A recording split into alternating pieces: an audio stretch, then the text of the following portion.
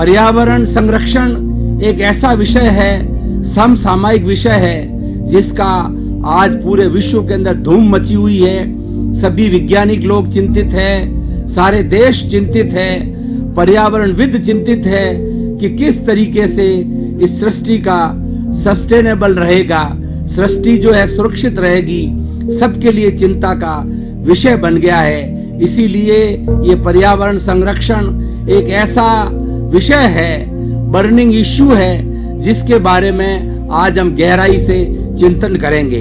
भाइयों और बहनों, इसमें दो शब्द आते हैं, पर्यावरण और संरक्षण। सबसे पहले हम ये कोशिश करेंगे कि पर्यावरण क्या है, इसको परिभाषित करने की कोशिश करेंगे।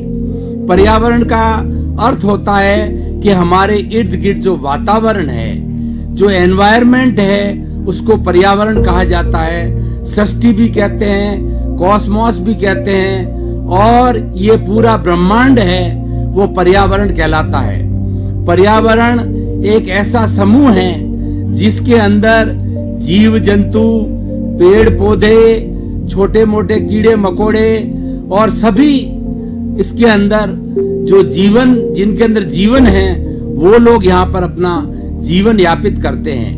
यानी पर्यावरण एक ऐसा विशद विषय है जो मात्र किसी एक व्यक्ति का नहीं, एक जीव का नहीं, एक प्राणी का नहीं, बल्कि समस्त पृथ्वी, समस्त सृष्टि से जुड़ा हुआ है। इसीलिए ये विषय हरेक के लिए लाभप्रद है।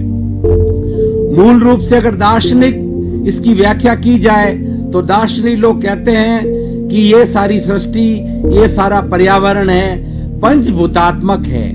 पृथ्वी, जल, अग्नि, वायु और आकाश, इस पांच भूतों से ये पर्यावरण बना हुआ है।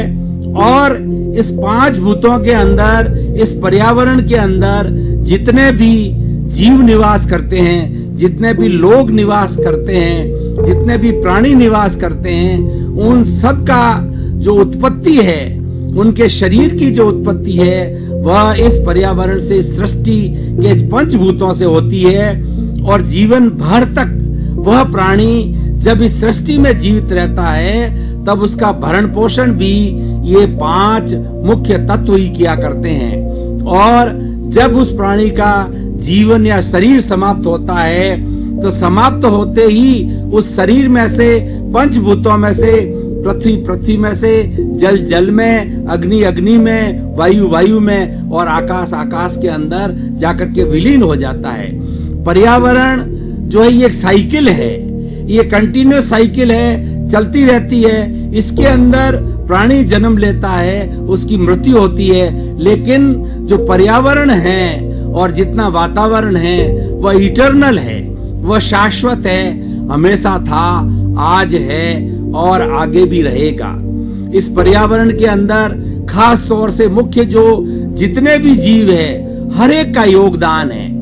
कुछ का जो योगदान के बारे में बताना चाहूंगा कि जितने भी पेड़ पौधे हैं, वे पेड़ पौधे जो कार्बन डाइऑक्साइड का शोषण करते हैं और जो ऑक्सीजन है वो बाहर निकालते हैं। ये ऑक्सीजन जो है जीव जंतुओं के लिए, मनुष्यों के लिए, पशुओं के लिए, जानवरों के लिए, सबके लिए प्राण वायु होती है।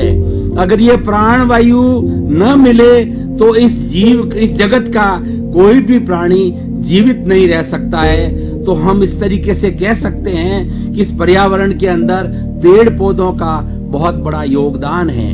दूसरी बात, जितने भी छोटे छोटे पौधे हैं, जड़ी बूटियां हैं, वो जो है उनकी औषधियां बनती है और समस्त प्राणियों के लिए, मनुष्य सहित है, समस्त प्राणियों के लिए औषधियां हैं, इस पर्यावरण से प्राप्त होती है। और हमारी जब प्रकृति ने हमारी रचना की है, तो प्रकृति माँ ये कहती है कि मैंने जिन जीवों को यहाँ पर जन्म दिया है और जिनों का मैं रक्षण कर रही हूँ, उसके अंदर मेरे पास में पर्याप्त व्यवस्था है। वो जीव कभी भी जो है वो अस्वस्थ नहीं हो सकता, बीमार नहीं पड़ सकता और आराम से भरण पोषण कर सकता है।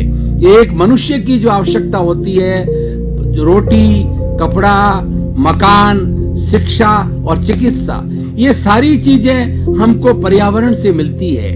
पर्यावरण से बाहर कुछ भी चीज नहीं है, इस पर्यावरण के अंदर सब चीज समाई होती है। अब मैं जल की बात करूं तो जल ही जीवन है, जहां जल है वहीं जीवन है, और ऐसा कहा जाता है जल में जगदीश यानी भगवान का निवास है। विष्णु भगवान का निवास जल के अंदर बताया जाता है।